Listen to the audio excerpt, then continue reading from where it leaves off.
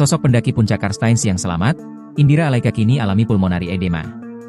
Indira Alaika merupakan salah satu pendaki yang melakukan ekspedisi ke Karstens Pyramid, puncak tertinggi di Indonesia dengan ketinggian 4.884 meter di atas permukaan laut, mdpl.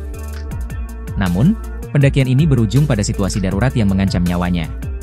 Indira Alaika mengalami kelelahan ekstrim dan pulmonari edema akibat suhu dingin dan cuaca buruk di puncak gunung.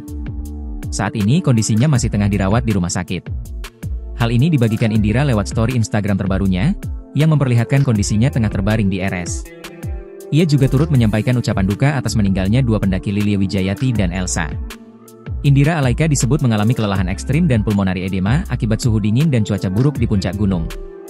Beruntung, pendaki asal Turki yang merupakan seorang dokter berhasil menyelamatkan nyawa Indira Alaika. Adapun beredar video memperlihatkan detik-detik proses evakuasi Indira Alaika, seperti yang diunggah akun Instagram, Skadir.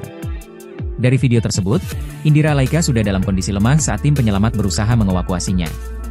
Medan berbatu dan jalanan terjal membuat Indira dan keempat tim penyelamat sulit berjalan.